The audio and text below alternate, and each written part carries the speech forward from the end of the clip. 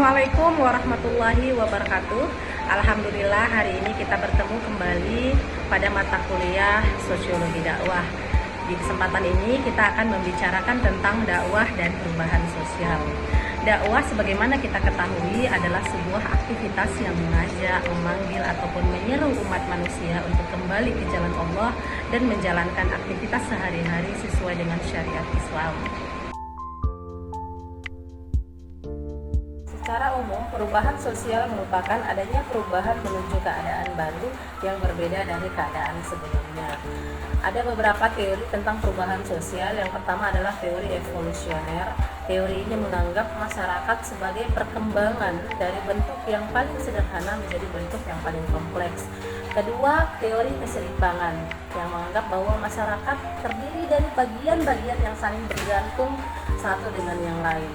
Ketiga, teori konflik. Perubahan sosial disebabkan oleh kelompok masyarakat yang saling berselisih sehingga terjadi disorganisasi dan ketidakstabilan dalam masyarakat. Nah, adapun faktor-faktor yang menyebabkan terjadinya perubahan dalam masyarakat. Yang pertama, jika dilihat dari faktor yang bersumber dalam masyarakat ada empat poin. Yang pertama, bertambah dan berkurangnya penduduk, penemuan baru, adanya pertentangan atau konflik, adanya pemberontakan atau revolusi. Kemudian faktor yang bersumber dari luar masyarakat, yang pertama itu adalah terjadinya bencana alam, gempa bumi, ataupun seperti tsunami, kemudian peperangan, pengaruh dan budaya lain. Dakwah sebagai sebuah proses sosial berperan dalam upaya perubahan nilai dalam masyarakat yang sesuai dengan tujuan dakwah Islam.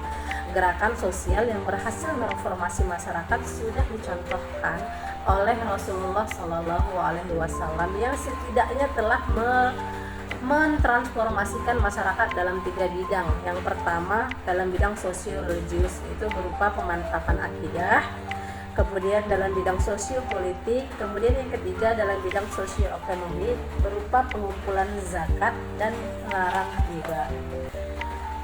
Kemudian ada beberapa gerakan dakwah yang bisa dilakukan dalam membentuk sebuah perubahan sosial masyarakat yang sesuai dengan tantangan zaman. Yang pertama yaitu adalah kegiatan tabligh Islam seperti sosialisasi, internalisasi dan eksternalisasi ajaran Islam dengan media-media yang terbaru yang sesuai dengan perkembangan zaman pada saat ini, seperti menggunakan platform sosial media YouTube, Instagram dan yang lain-lain. Kemudian ta'lim, yaitu memberikan bimbingan pribadi maupun keluarga untuk membantu memecahkan permasalahan umat Islam. Kemudian yang ketiga yaitu kegiatan pengembangan masyarakat Islam yang berupa transformasi dan pelembagaan agama Islam. Kemudian yang terakhir, kegiatan manajemen dakwah seperti penyusunan kebijakan, perencanaan program, monitoring dan evaluasi dakwah sehingga kita bisa mengukur efektivitas dakwah yang kita lakukan.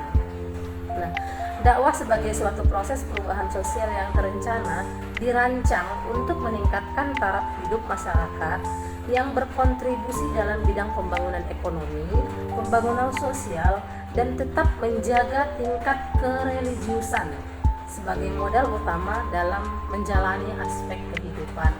Baik, sampai sini aja pembahasan kita pada materi kali ini, yaitu dakwah dan perubahan sosial. Sampai ketemu minggu depan pada materi selanjutnya. Terima kasih. Assalamualaikum warahmatullahi wabarakatuh.